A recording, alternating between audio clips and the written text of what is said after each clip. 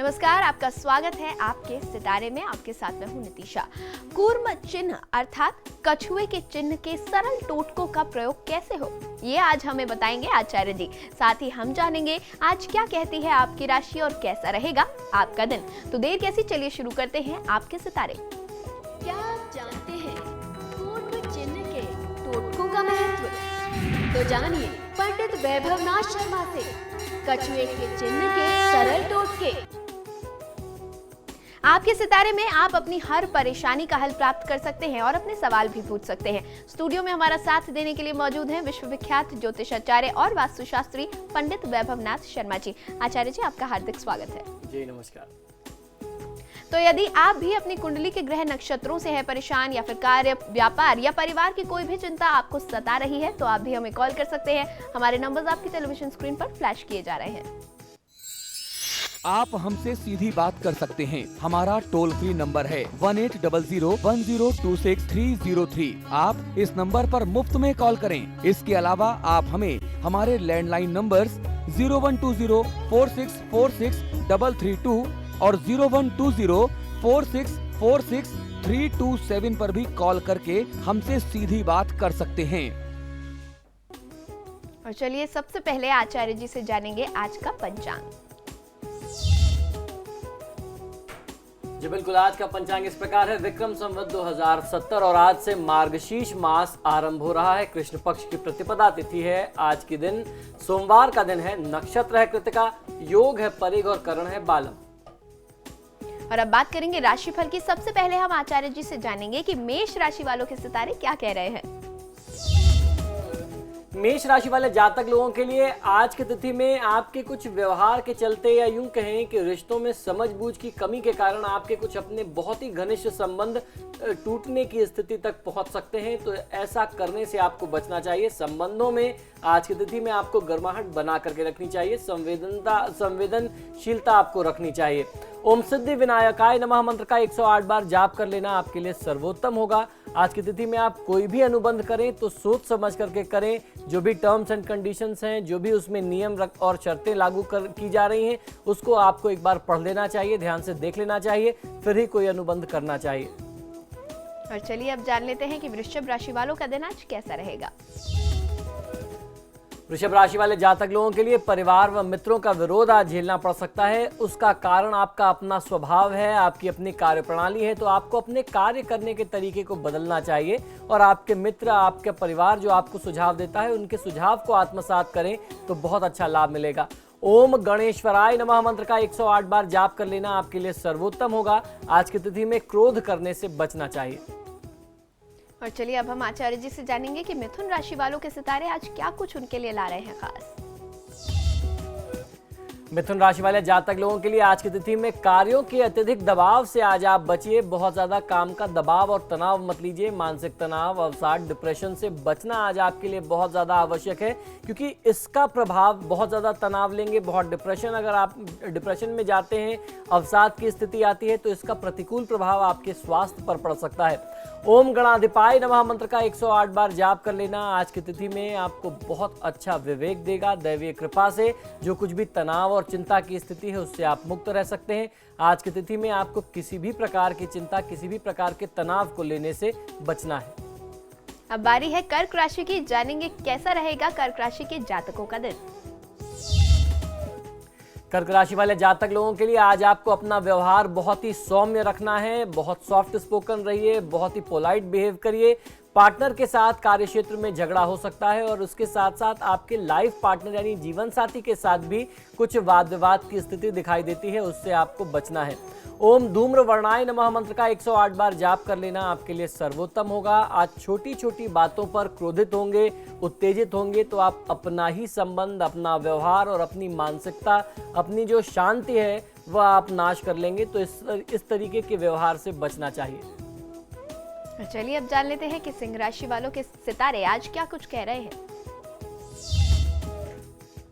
सिंह राशि वाले जातक लोगों के लिए आपको परिवार के संपर्क में आने का अवसर आज प्राप्त हो सकता है। यात्रा यदि आज आप करना चाहते हैं, कोई यात्रा का प्रसंग है, तो इस यात्रा में बहुत ज़्यादा सुख नहीं मिलेगा, अर्थात यात्रा सुखद नहीं रहने वाली है। जहां तक संभव हो सुदूर यात्रा करने से आज आपको बचना चाहिए, यात्रा को टाल दें तो ज़्यादा अच्छा होगा। आज के दिन का पूरा लाभ लेने के लिए ओम सुमुखाय नमः मंत्र का 108 बार जाप कर लेना आपके लिए सर्वोत्तम है। और अब बारी है जानने की कि कन्या राशि वाले आज क्या कुछ करें कि उनका दिन और भी अच्छा हो जाए। कन्या राशि वाले जातक लोगों को आज की तिथि में कोई अप्रिय सूचना मानसिक अस्थिरता और तनाव दे सकती है। आज की तिथि में आपको तैयार रहना चाहिए। इस तरीके की कोई सूचना आपको प्राप्त हो तो आप पहले से तैयार रहें और उस सूचना प्राप्त करने के बाद बहुत ज़्यादा विचलित ना हो। आपका प्रयास यही होना चाहिए, क्योंकि यदि आप विचलित हो जाएंगे तो आपके ऊपर जो लोग निर्भर हैं उनको फिर आप कंट्रोल नहीं कर पाएंगे, उनको आप संभाल नहीं पाएंगे। तो ऐसी परिस्थिति में आपको अपने आप को स्वयं को नियंत्रित रखने का प्रयास करना चाहिए। आज की तिथि का पूरा लाभ लेने के लिए ओम प्रमोदाय नमः मंत्र का 108 बार जाप कर लेना आपके लिए सर्वोत्तम होगा। आज व्याकुल होकर के महत्वपूर्ण निर्णय मत लीजिए।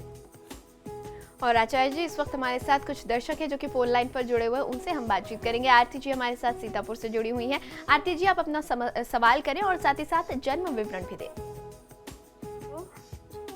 जी बताएं। हेलो जी पंडित जी नमस्ते। जी नमस्कार, बताइए। जी पंडित जी, हमारी सिस्टर की शादी नहीं हो पा रही है। जी बिल्कुल, आप मुझे उनका जन्म विवरण बता दें। 1980 है। जी, तारीख और महीना बताइए। 19 अक्टूबर। जी, शादी बहुत दिनों से देखी जा रही है और समय बता दें। कहीं जहाँ भी जा रहे बात ही नहीं बन पा रही है। जी बिल्कुल, जन्म का समय बताइए। जन्म का समय वही 7 बजे है। सुबह का है या शाम का? शाम का। जी, देखिए जो आपने जन्म विवरण बताया है इसके अनुसार इनके विवाह का समय तो चल रहा है। बृहस्पति की महादशा में मंगल की अंतर्दशा है। भगवान विष्णु की आराधना करें, गुरुवार का व्रत करें तो जो भी विवाह में बाधा है वो दूर हो जाएगी। ऐसी परिस्थिति से बचने के लिए पीले वस्त्र धारण करना चाहिए। गुरुवार के दिन जो है भगवान विष्णु की आराधना करके किसी ब्राह्मण को पीली वस्तुओं का दान करना चाहिए। पीली वस्तुओं में हल्दी की खड़ी गांठ होती है, चने की दाल होती है, पीले वस्त्र, मुनक्का और उसके साथ साथ एक जोड़ा जनेऊ कुछ दक्षिणा के साथ आप किसी ब्राह्मण को दें। ऐसा क्रम किसी भी कन्या के लिए जिसके विवाह में बाधा हो कम से कम 16 गुरुवार करना चाहिए। और इनकी कुंडली को देख करके मुझे नहीं लगता कि 16 गुरुवार इस व्रत को पूरा करना होगा। उसमें कहीं ना कहीं बीच में ही बात इनकी बन जाएगी। विवाह के उपरांत भी ये अपने इस संकल्प को पूरा करें, विवाह के बाद ये 16 व्रत जो है पूरा कर लें तो इनको बहुत अच्छा लाभ मिलेगा। और नियमित दिनचर्या में भगवान विष्णु की आराधना विशेष लाभकारी रहने वाली है। और इस वक्त लखनऊ से हमारे साथ विद्या जुड़ी हुई है। विद्या जी, आप अपना प्रश्न करें और साथ ही साथ जन्म विवरण जरूर दें। हेलो आचार्य जी नमस्ते। जी नमस्कार, बताइए। आचार्य जी, एक लोग हैं भैया, लेकिन उनकी डेट ऑफ बर्थ सन 82 है, समय तो हमें नहीं मालूम है। जी, डेट ऑफ बर्थ भी आपने नहीं बताया, आपने वर्ष बताया 82। हाँ जी, समय जी। हमें नहीं मालूम है, तारीख जी। मालूम है, डेट। जी आप बताइए प्रश्न क्या करना चाहते हैं।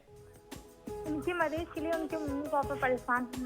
देखिए, कब जहाँ तक सही तक होगा? विवाह जैसी कोई बात आती है, बहुत विशेष प्रश्न करते हैं आप लोग, तो ऐसे में किसी भी जातक का पर्टिकुलर जो जन्म तिथि है, जन्म विवरण, वो बहुत विशेष तौर पर आवश्यक होता है। अगर प्रश्न लग्न से बात करेंगे तो प्रश्न लग्न सिर्फ एक लक्षण बता सकता है कि इस जातक के लिए भविष्य में क्या होने वाला है। तो अब आपने जन्म विवरण तो बताया नहीं, ऐसी परिस्थिति में प्रयास किया जा सकता है आपको कुछ मार्गदर्शन किया जाए।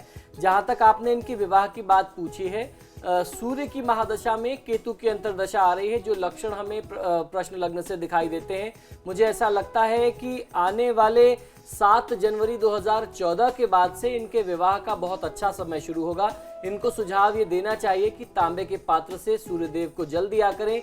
एक माणिक्य या फिर तांबड़ा, जो माणिक्य का रूबी का उपरत्न है, सस्ता पत्थर होता है, वह बनवा करके यदि ये दाहिने हाथ की रिंग फिंगर में पहन लेते हैं तो इनको बहुत अच्छा फायदा मिलेगा। तांबे में भी बनवा सकते हैं, बहुत जरूरी नहीं कि सोने में बनाए, सोना बहुत महंगा है। तांबे में बनवा करके माणिक के या उसका जो उपरत्न मैंने तांबड़ा बताया वो बनवा करके धारण कर लें। रविवार के दिन विवाह की जो भी बाधा है वो दूर हो जाएगी। और अलवर राजस्थान से हमारे साथ एक दर्शक इस वक्त जुड़े हुए हैं। हरिश्चंद्र जी, आप अपना प्रश्न करें और साथ ही साथ जन्म तिथि, जन्म का समय और साथ ही साथ जन्म स्थान जरूर बताइएगा। हरिशंकर जी,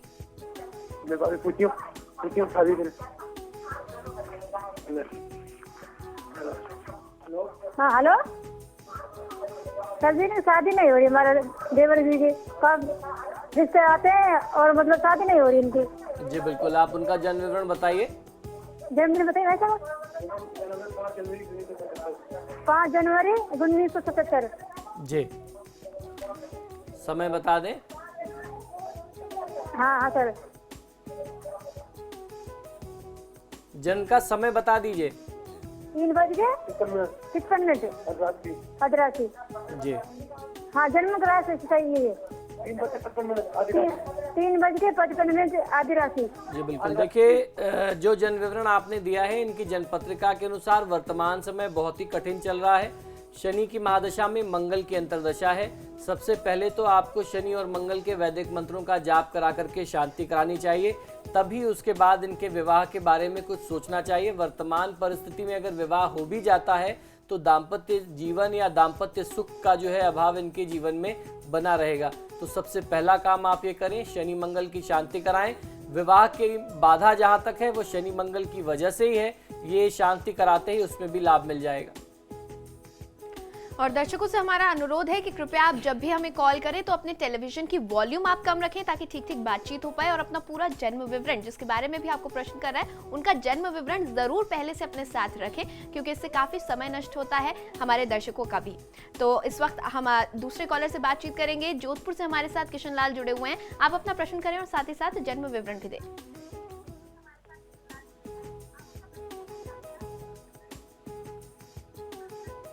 संपर्क हमारा नहीं हो पा रहा है इनसे।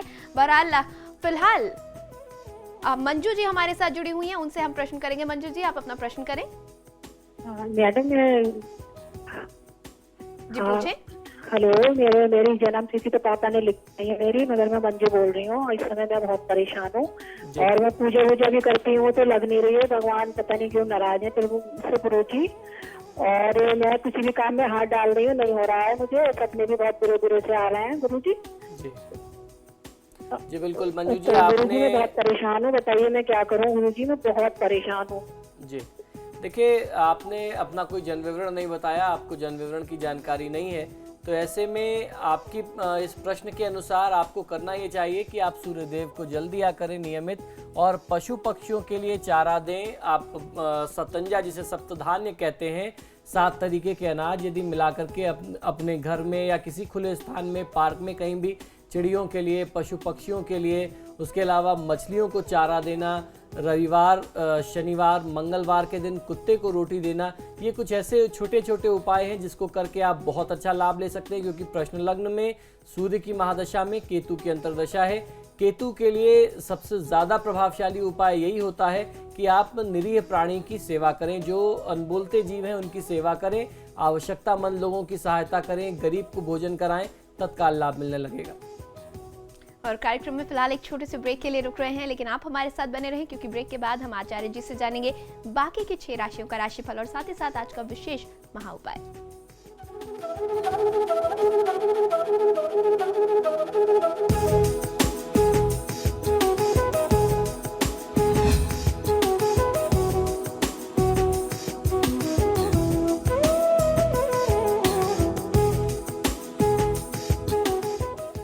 ब्रेक के बाद आप सभी का एक बार फिर स्वागत है। हम राशिफल की बात कर रहे थे, तो आचार्य जी से जान लेते हैं कि तुला राशि वालों का दिन आज कैसा रहेगा। जी बिल्कुल, तुला राशि वाले जातक लोगों के लिए यदि कहीं दूर या विदेश में रह रहा कोई व्यक्ति है आपका संपर्क वाला, तो आज आपको उससे संपर्क करना चाहिए। ये व्यक्ति आपके लिए आज बहुत ज़्यादा मददगार सिद्ध हो सकता है।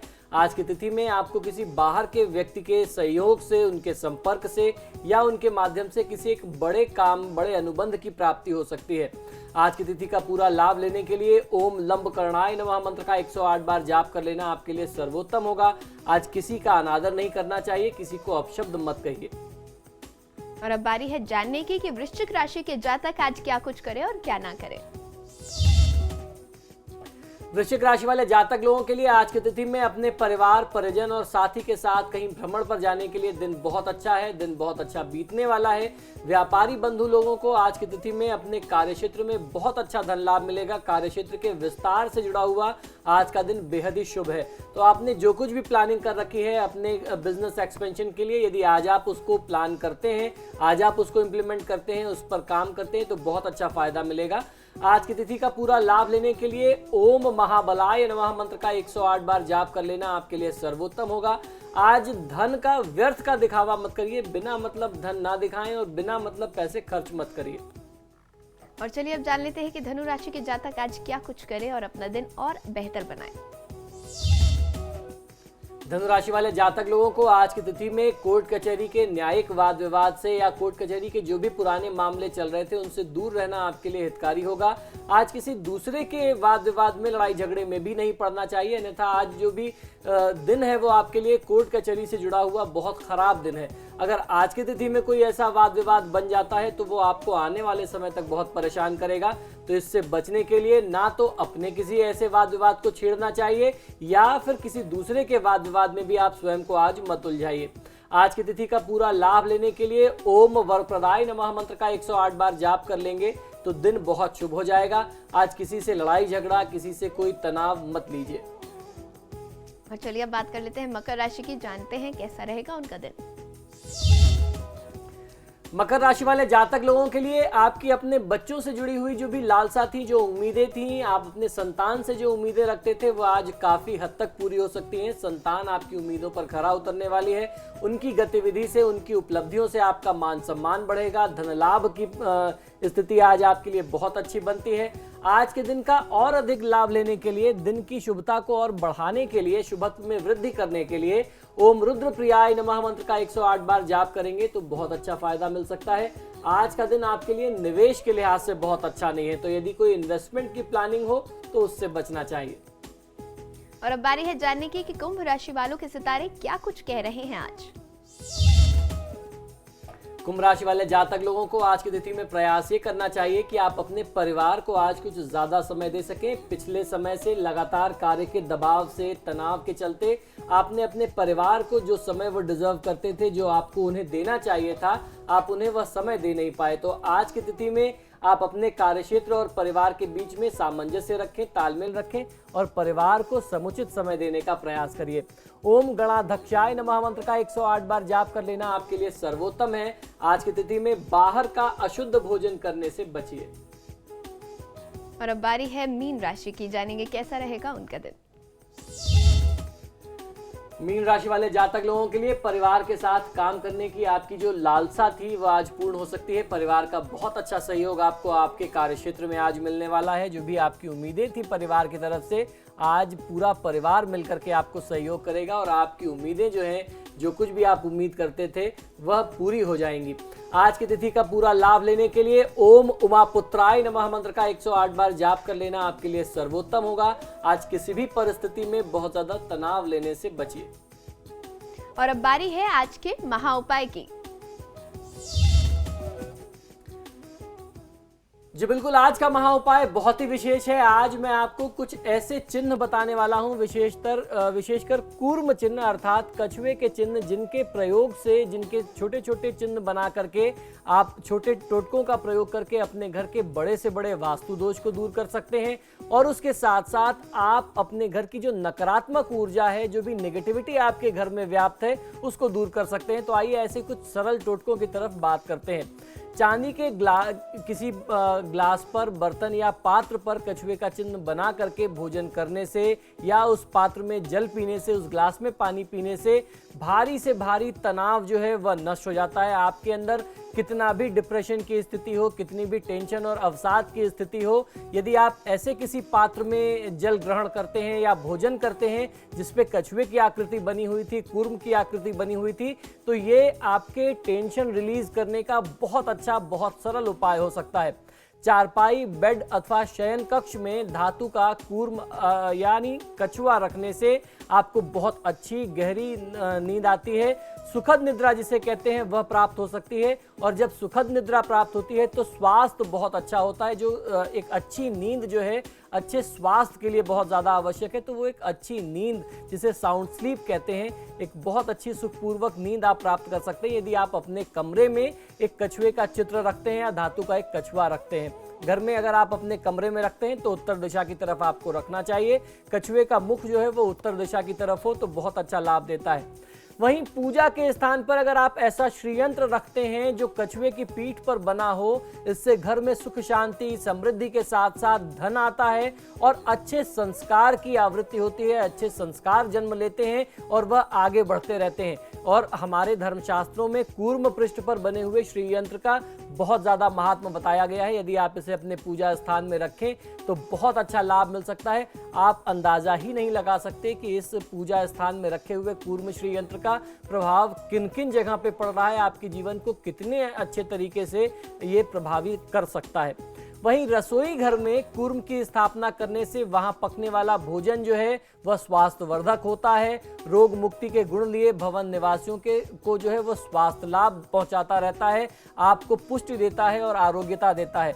तो आप चाहें तो ऐसी आजकल मार्केट में टाइल्स भी बहुत ज़्यादा उपलब्ध हैं जिसमें कहीं ना कहीं कछुए की डिज़ाइन बनी होती है, वो लेकर के आइए और एक टाइल जो है अपने आप किचन में लगवा सकते हैं या मेटल का एक आप ला करके कछुआ रख सकते हैं। बाज़ारों में बहुत ज़्यादा बहुतायत में उपलब्ध है, इसको रख करके आप बहुत अच्छा लाभ ले सकते हैं। यदि नया भवन कोई व्यक्ति बना रहा हो तो नींव में यानी आधार में आपको नींव पूजन के समय में चांदी का कछुआ डाल देने से घर में रहने वाला जो परिवार है वह खूब फलता फूलता है।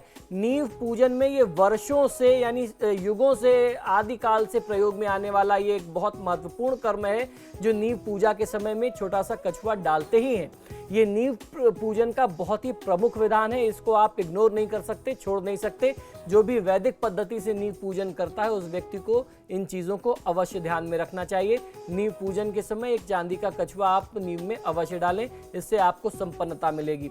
वहीं छोटे बच्चों को, विद्यार्थियों को विद्या लाभ के लिए और उसके साथ साथ उनको राजकीय लाभ मिले, अच्छी पढ़ाई मिल जाए, उनको अच्छी स्कॉलरशिप मिले, उनको अच्छी दिशा मिले, इसके लिए कूर्म यंत्र की उपासना उन्हें भी करनी चाहिए। उसके लिए आप करिए सकते हैं कि मिट्टी के कछुए को आप उनके कमरे में या स्टडी रूम में स्थापित करें तो बच्चों को अपनी पढ़ाई में बहुत अच्छी एजुकेशन मिलती है और आगे बढ़ने के लिए, हायर एजुकेशन प्राप्त करने के लिए भी बहुत अच्छा मार्गदर्शन और सहयोग मिलता है। यदि आपका घर किसी वाद विवाद में पड़ गया हो यानी आपका संपत्ति का विवाद चल रहा हो, कोर्ट कचहरी तक की बात आ गई हो, तो लोहे का कूर्म बना करके, लोहे का एक कछुआ बना करके शनिवार के दिन शनि मंदिर में दान कर देना चाहिए।